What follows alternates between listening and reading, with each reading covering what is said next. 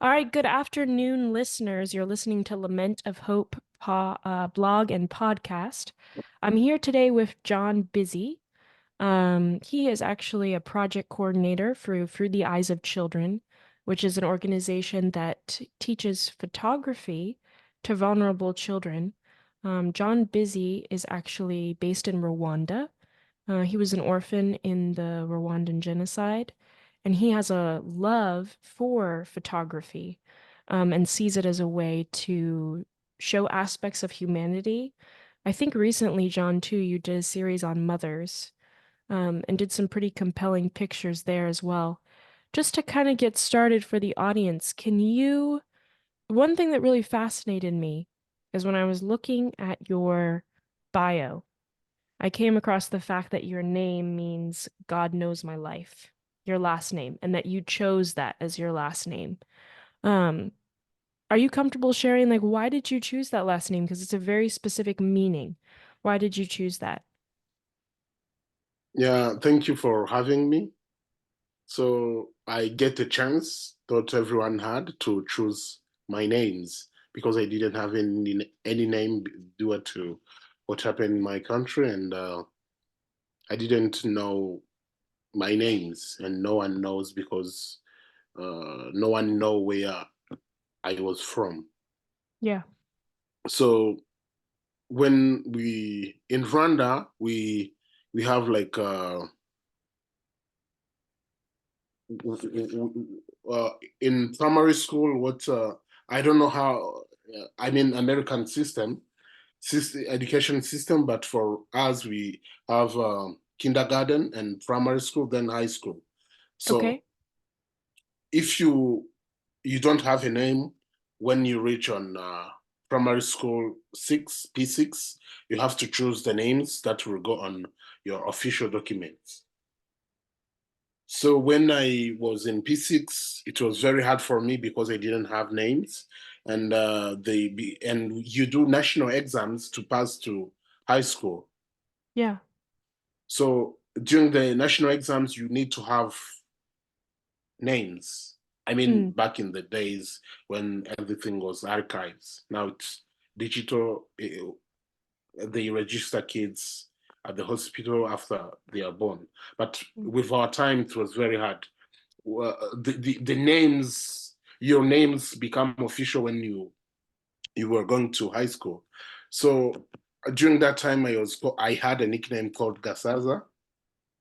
I don't know how I got it, but it's a nickname. It was a nickname. A nickname. It wasn't even a name. So when I was selecting my name, I asked my classmates, and Jean was voted and also Busy. I mean Bizimana. And that's how I got the names. I give them like 20 names and they choose the one they liked the most. Hmm. Okay, so it didn't have anything to do with the meaning of the name. Yeah, but I liked it because I like busy manner because yeah, because of its meaning, and also there were a lot of names, but because of its meanings and everyone likes it back in the days, so that's how I chose it. And also the orphanage, the director of the orphanage has a successful son who was called Bizimana. So also Hmm. it motivated me because I want to be success as him. Oh, okay, you want to be as successful as him. Do you what what was it like for you growing up without a name, not knowing what your name was? Uh, the first I didn't care because I didn't know the value of having names. Hmm. And when grow up and I see people having their parents' names or their family names, it's it's broke my heart. But also I had a chance, which is good thing I had the chance to choose my own names.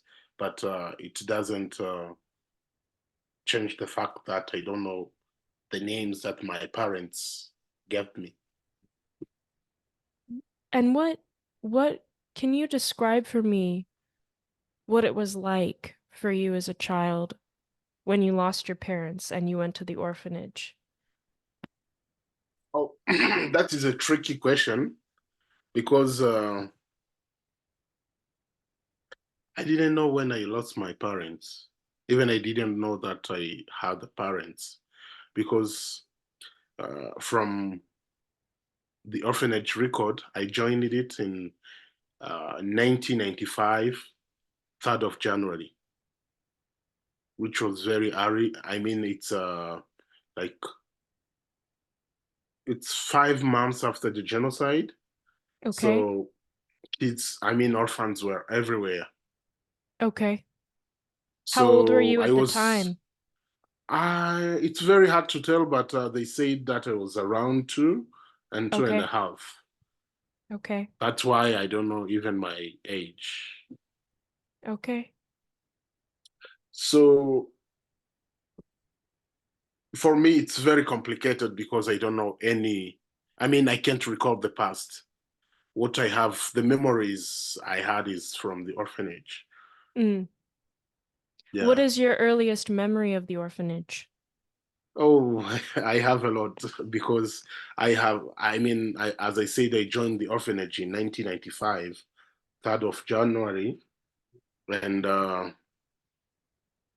left the orphanage in 2013 when our orphanage, I mean, the one who ran the orphanage decided to shut it down, and also it was among the government policies to shut down the orphanage. So with uh, with 18 years I spent in the orphanage, so Hmm. it's a good memory. There are a lot of good memories and also bad memories Yeah. because the founder Rose Carr, died in 2006 after 6 years. I mean 10 years, 10 to 12. I mean, yeah, after 11 years of funding the orphanage, and Mm.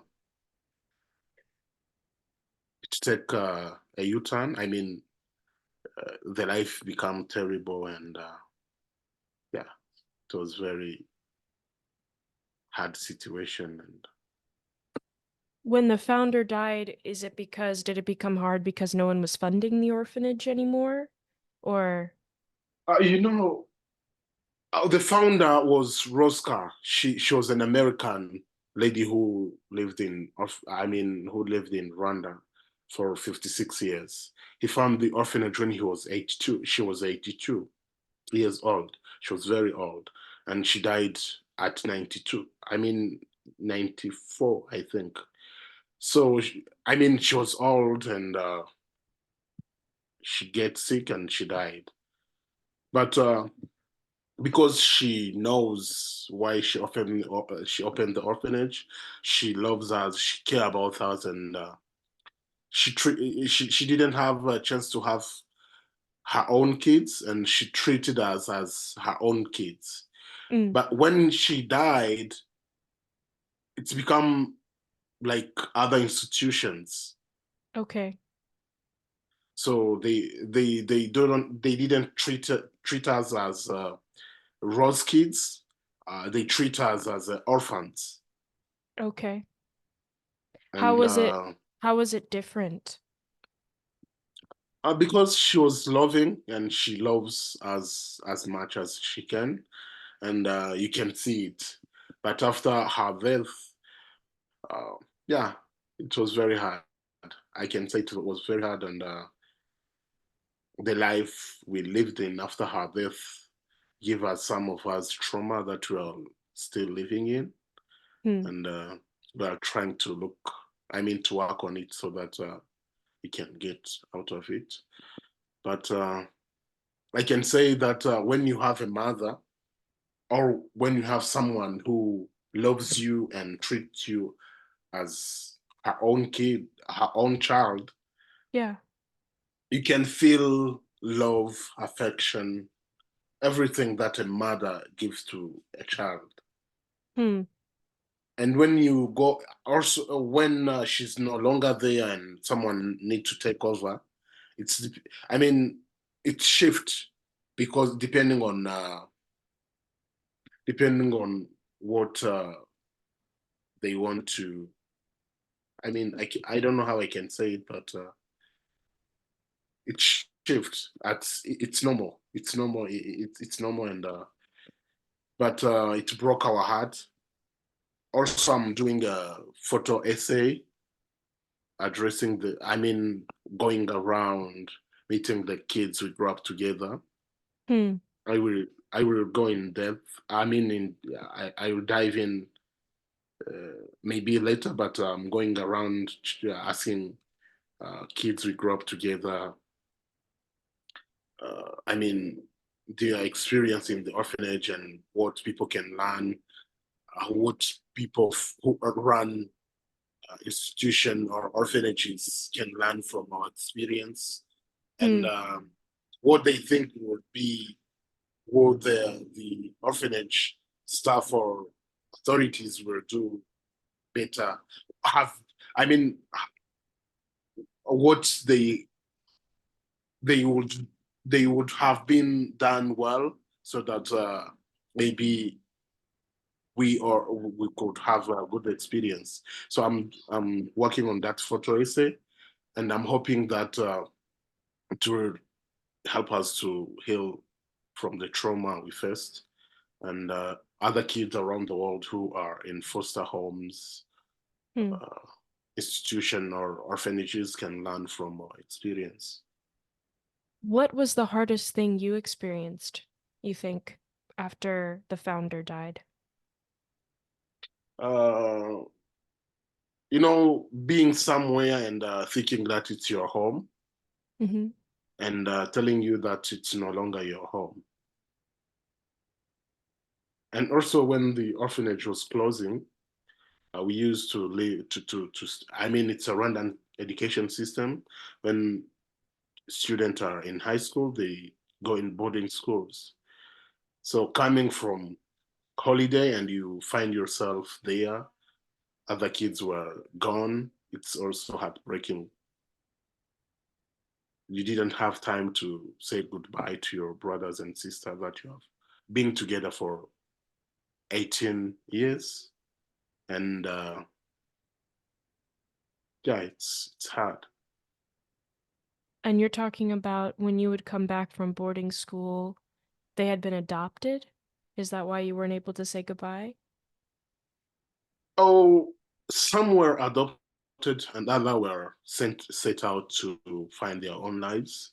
Okay. What I'm saying is that there is no plan for us to tell us to say goodbye to each other. Right. Okay. But the heartbreaking part is that being told to look for someone who can take me in. Mm. So what is it like in Rwanda to be an orphan? Is there a specific age when wherever you So are? let me go back in 2013 because I mean the ones who the founder Roscar used to have a farm, and with her farm were turned into an orphanage to shelter more than 120 kids, and I Mm. was among them. And when she died, it seems that the one who were managing the orphanage wanted to turn because it was very hard for them to manage kids and whatever. They decided to close down the orphanage even before the government take initiative of closing down orphanages. So that's how, for us who didn't know anyone out there, so Mm-hmm. they told us to look for people who can foster you or who can take you in. So Hmm. it's very hard for some of us to tell you that you have to find someone, you have to convince Sure. someone to take Sure. you in. So it's heartbreaking, and uh, yeah, I got lucky. I was 20 and I find a family that can adopt me. But even with like life experience, I mean, growing up in an institution and living as a living and move shifting to family life without any knowledge on how they behave, they live. It Right. was very challenging, and yeah, it was What very challenging. But I was gonna at say, least I got someone to take me in. yeah, So you yeah. asked me the situation about is it age or the situation of being an orphan in Rwanda?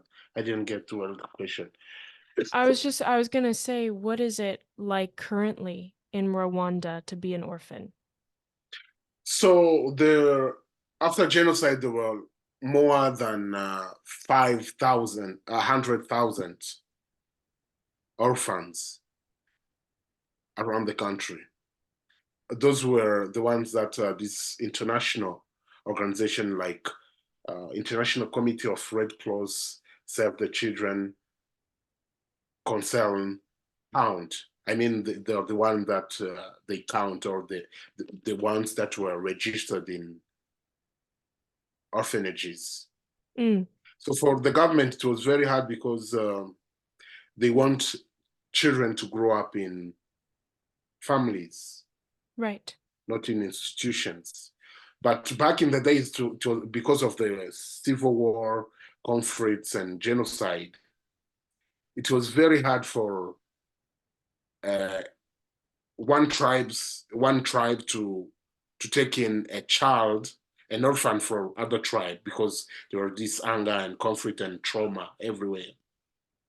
That's when it was a good idea to open institution to give home and care, loving homes for those children. But Yeah. back in 2013, uh, almost 19 years after the genocide, the government decided to close down orphanages and look for families that can adopt or foster those kids. Yeah, being an orphan everywhere, I mean, it's very hard everywhere because you feel like you don't matter, no one cares about you. Yeah, it's I have been in an orphanage in Haiti and another one in Nepal. I feel, I mean, we share some feelings Yeah. because you feel no one cares about you, and also if you got like you get the orphanage staffs are, I mean, has humanity, they care about you, or if you are not lucky, yeah, you face trauma as yeah. Do they when you mentioned that orphanages were closed down in 2019, do they No, still are there 2013, 2013? Are there still orphanages in Rwanda or no orphanages anymore? no orphanages in Rwanda. So now if there's orphans, do they just wander basically because there's nowhere to go? Ah, that is a good question. So I don't know when there is an orphan where he or she has to go, but with Rwandan family system, it's a tradition when a child lost his or her parents, the other family members I mean, got in charge, they take her in, take her, take he or her in. Right. But for our situation, it was very hard. Back after months of the genocide, it was very hard because like there were a lot of orphans and no one knows. I mean, like me or my other brothers and sisters from the orphanage, we Right. didn't know where we are from. So Right. it's very hard to take someone in. I mean, to take an orphan that you don't know. Mhm. Yeah, but now if the mother died, the I mean the relative from mother side can take the child in, or for the father side. I mean the family decided who is going to take care of the child. Okay. Is that common in Rwanda, or do most relatives choose not to take the child in? Yeah, it's depend on the heart. I mean on their heart, but mostly they are obligated. I mean by culture. Okay. Culturally, they have to take the child in. Okay. So when John did you develop a love of photojournalism? Because you have some amazing, photos and you've captured some really human moments with people, very raw human moments with people. What gave you an interest in that? Oh, back in in 2000, there is this American guy from Old Greenwich. He's called David Jiranek. He had this advertising company who that sold the brochures to people to come and in the New York. I mean, they were based in New York, and he has this company of selling brochures so that the people can see these theaters and thing. And Hmm. he sold the company, and he got a lot of money after selling his company.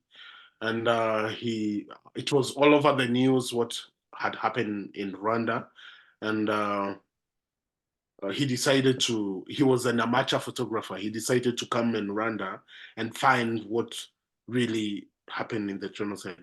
Why did the genocide happen? Hmm. He visited a lot of museum and mass graves, but he didn't find the reason why, and he failed. And on his way, he found kids running after him, asking, I mean, even when I was a child, I used to do it, asking white people to take your picture because it wasn't common to have your own picture. Hmm. And on his way, kids were running after him wherever he goes. I mean, he traveled around Rwanda, and everywhere kids were asking him to take picture of them. And he developed this idea of like, if these kids love pictures, if I gave them chance to touch the camera, maybe they can produce amazing pictures. And for him, it was very hard to organize those kids he find on the road. And he went to U.S. Embassy to seek advice. And they oriented him to our orphanage because the American, I mean, the founder was an American, and he has good connection with American embassy. Hmm. And I mean, she has a good connection with American embassy, and that's how he came to our orphanage and select 19 kids. I was among them, and he started this project called 3 Years of the Children, and that's how I learned photography. So I was a part of the program from 2000 to 2011, and the program ended. So after finishing the program with the picture, I mean, the picture we took when we were young kids were sold and helped to find schooling, food,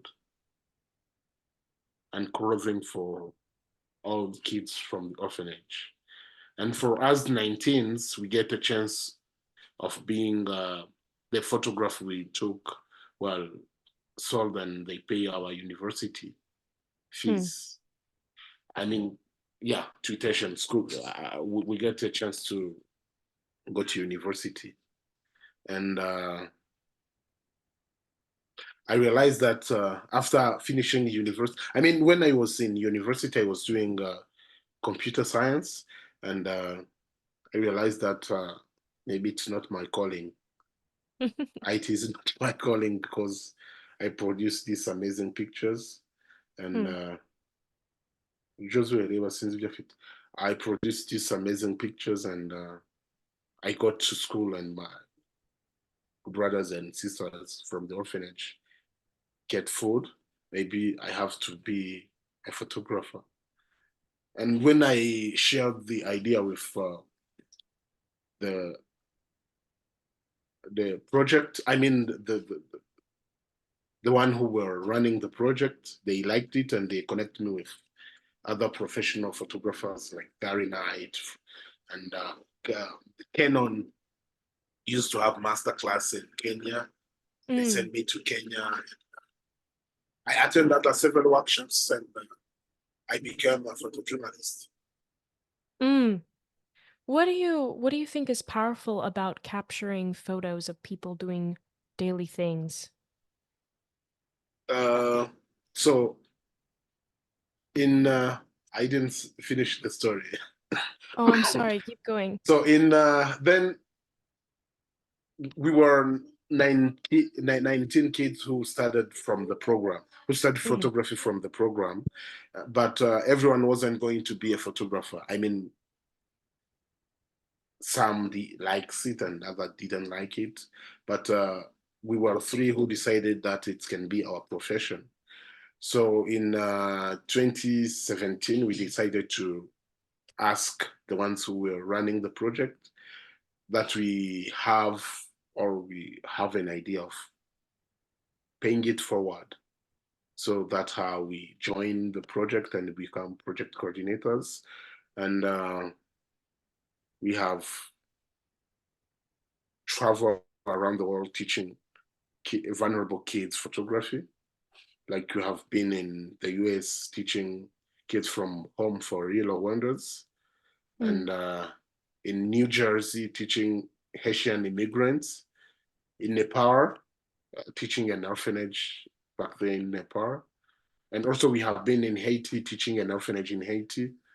Mm. And we run reconciliations workshop here in Rwanda, training kids from perpetrators and kids from survivors so that their parent can become friends. And Mm. it was very successful. Their parents started visiting each other, and they have forget what they have been through, and they become friends and good neighbors. Mm. So you asked me mostly because because photography helped me because first I mean as an orphan you think you don't care, I mean you don't matter, but Yeah. when my photographs were exhibited everywhere, Mm. I mean from the UN everywhere, I started realizing that I do matter.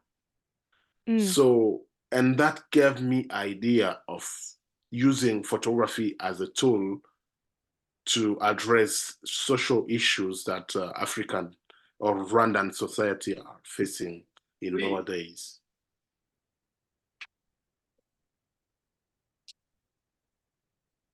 So that And how in every picture I took, I yeah. want change. I want people who see it or read the caption. So I don't post picture without captions Mm.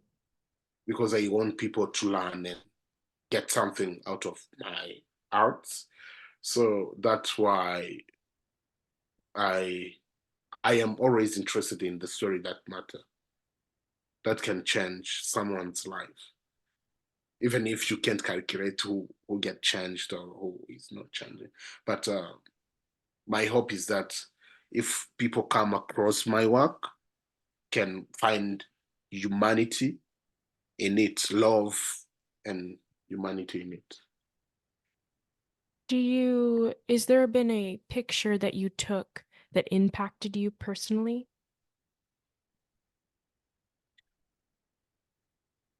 Yeah, most of I work for. I mean, as a photojournalist, I work in news. I work with Reuters. It's a British big news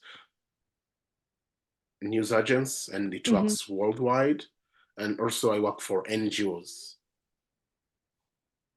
Uh, I use for I mean there is this NGO called Five Talents. They work in the UK and in the US, but they have some project in East Africa.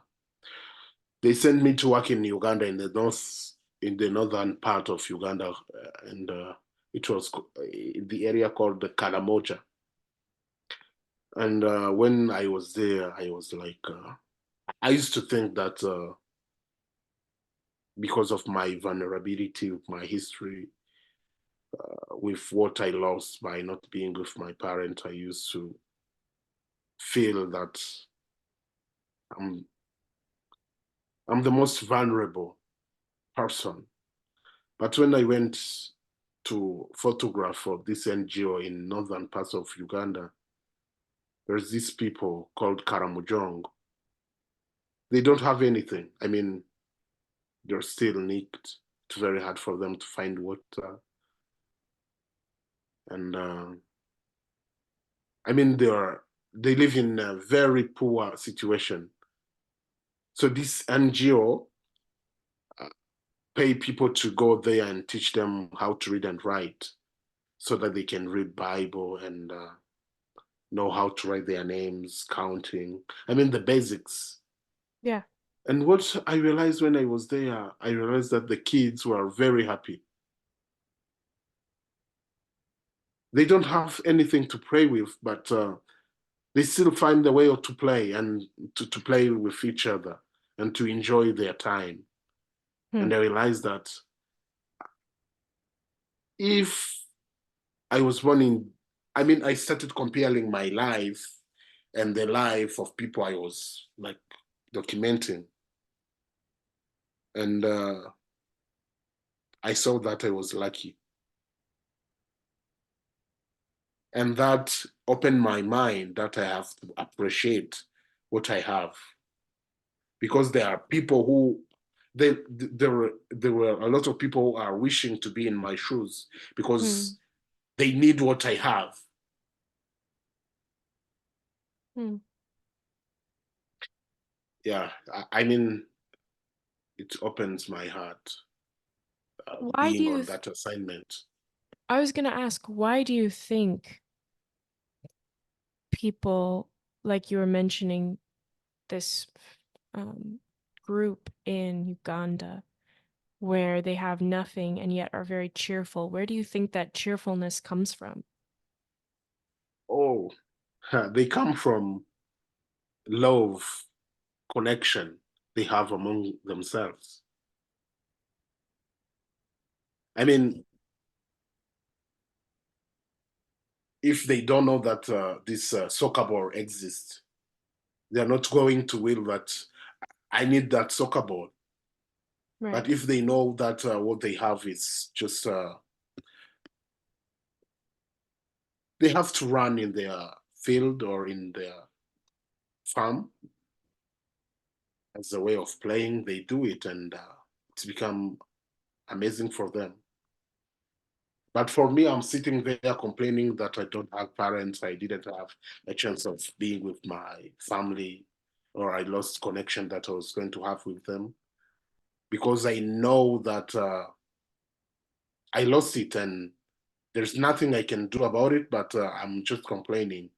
So with that trip, that I mean, travel assignment, it opens my heart, and I stopped complaining, and Hmm. that's when I started realizing that maybe to heal myself, I need to start exploring what I missed throughout my life. And it's when I started doing this personal project called Motherhood, traveling around asking single mothers. I mean, in Rwanda, being oh, child mothers, not single mothers, child mothers. If you are a child mother, it's a curse in Rwandan society. It's a shame Hmm. to the family. And but they decided to keep those kids, even they have a means of not having them, but decided to have them and become mothers. So I asked these young mothers, single mothers, experienced mothers, the real meaning of being a mother. With that question, I wanted to find out did I miss by not having my mother? Hmm. And the reason why I wanted to find about my mother is that, boys are always connected with their mother. Yeah. And through my life, I was helped with women's. I mean, the founder was a woman. Uh, the person who, I mean, the people who took over after the death of the founder of Through the Eyes were women's, and everywhere I went were just women's. Women's has this pity than men. So that's how I decided to work on motherhood. And How did they answer when you asked them what is motherhood? What did they say? it's depend on a person. Like for single mothers, I mean, some says that they have to, uh, being a mother, it's being a god. I mean, know that you have to create, I mean, you have to take care of this beautiful creature, protect it, and make it, uh, try to, I mean, do your best so that it can become a better thing. I mean, good human with love and care. Others Hmm. says it's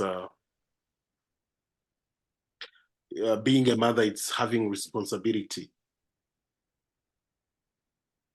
Hmm. Others says being a mother, it's being mother, it's knowing that you need to accept anything that comes in your way. And there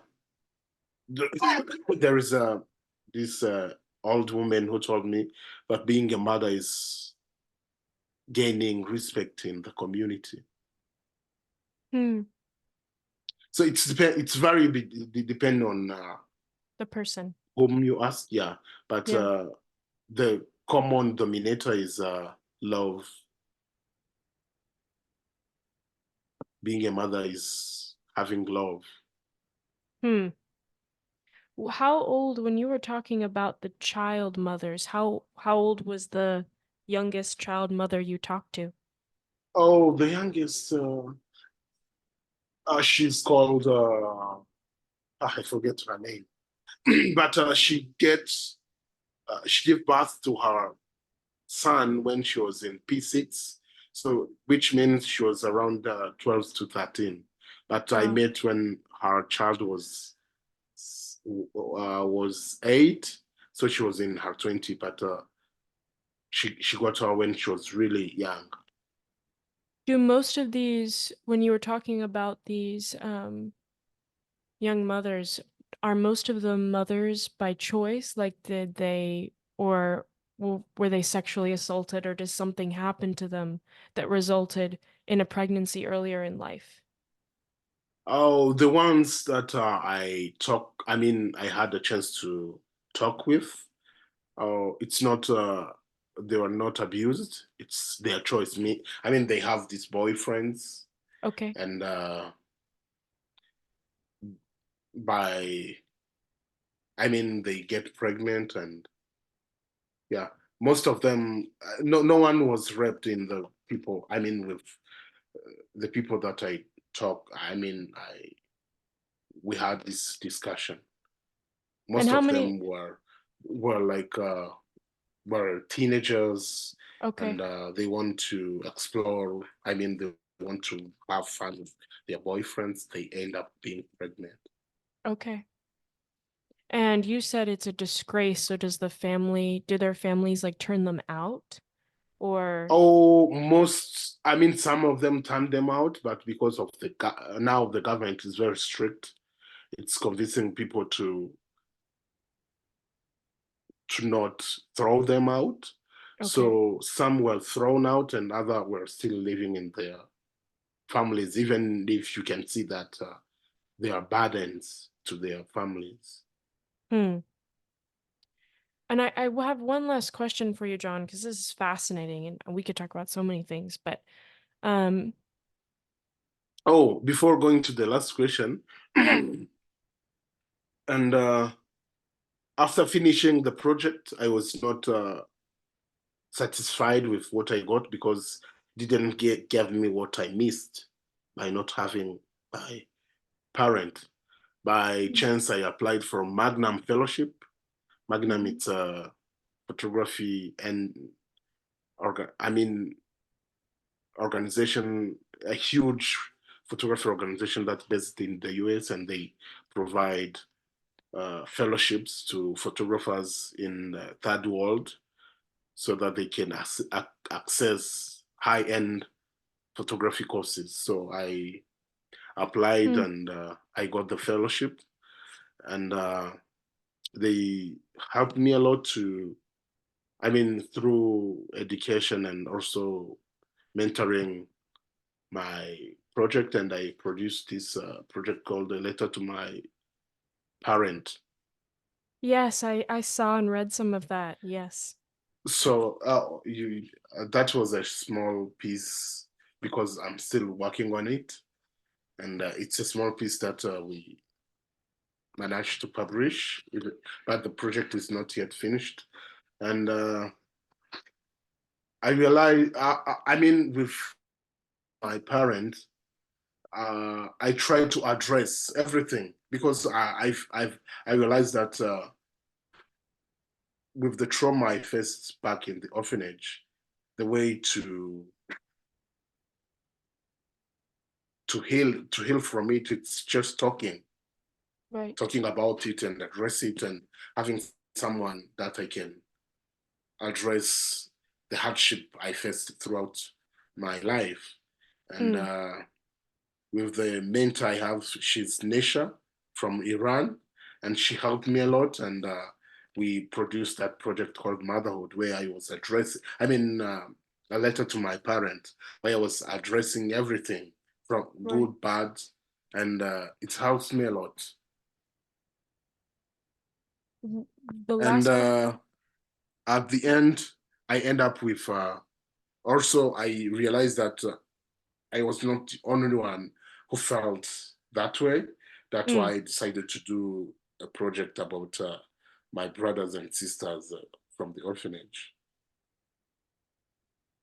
Hmm. Fascinating. The last question I have for you, John, is do you think you will ever heal from the trauma and the pain you experienced as a child, not having parents, and then being in a home that eventually did not become a home any longer? So you lost a second home, lost another parental figure. And then in a lot of your life, it seems, you have been kind of forging your own way. Um, do you think that you'll ever come to a place where you will heal from the past, where it won't be something that defines who you are? Or do you think you're already at that point? So yeah, I'm already on the point of finding who am I, and even if it's very hard to be healed, but I'm doing my best. Like in 2 years or 3 years, I find out that I have this kind of anger, and I don't know how to manage my anger, and I participated through some courses like peace practice. Hmm. I got a chance to be accepted. I mean, there is this woman who was she's the wife of a brother of the founder of Through the Eyes of the Children, and when she saw my work, she connected me with the organization that she supports. It's called Euphrates Institute, and with Euphrates, I applied, and and they accept my application. So they taught me how to have personal peace practice, how to have inner peace, and I mean, and after having inner peace, I mean, trying to have personal peace practice, community, and extending the peace. So that's how I realized that I have issue of anger management, and I worked through it, and now it's coming. So if you are, I mean, finding yourself, you are knowing yourself, it's one of the ways you, I mean, I'm getting to heal myself. Hmm. For the home, I decided to have my own home so that I no longer have to say that I was chased away from my home. So I built my own house with a lot of memories from back to the orphanage. I mean, from stones, bricks, doors, and everything are from the orphanage compound, which reminds me good time I had at the orphanage before the death of the founder. So I Oh, think so I think you I'm on my way you of used healing. the bricks and the mortar from the orphanage that closed down to build your house?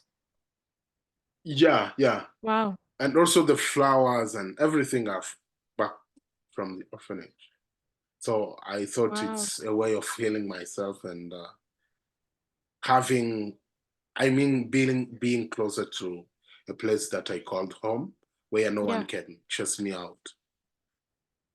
Hmm. Well, John, thank you so much. I mean, it's fascinating, and I'm highly encourage listeners again. I'm talking to John Busy. He is a project coordinator for Through the Eyes of Children, which is an organization that teaches photography to vulnerable children, children who are experiencing crisis or do not have the resources like potentially a lot of children in the States would have to learn photojournalism or to learn an art form. Um, and I highly, I'm going to put a link to his website under the interview. Please check it out. And you can see some of his project about motherhood, as well as some of the other projects that he's involved in. Um, but John, thank you so much. I mean, it's been a gift to talk with you. It's an encouragement to me, um, because, widows and orphans are some of the most vulnerable people in the world, and getting to see the ways that organizations can be a blessing and an encouragement to them is just, it's inspiring to hear. So thank you for your time. He was going to ask me the last question. You didn't Oh, ask it. it was the last question I had for you was the one about vulnerability. I'm not vulnerability when I asked you if you think you were near healing or not from your experiences. Well, I think I'm on my way. That's why I started this project, going around asking my brothers and sisters, because we face trauma in everyone's, I mean, in different ways, but we lived together, we saw things together. When I sat with them and discuss everything from good to bad, they started like opening their heart. And so I think I'm I'm on my way, and I want to help my brothers and sisters to start their healing way too. Hmm. Well, thank you again, John. I hope you have a blessed day, and thank you again for being on the podcast. Oh, thank you too for having me here. Hope you will share it when I you will. publish it. I will. I'll send it to you. Well, have a good day. Yeah, it's an evening. We are around Oh yeah, you're right. 1 Okay. It's 7 just p.m. it's still the afternoon for me. So you have a good Okay. bedtime. I'll have a good day. Yeah, thank you. All right, bye.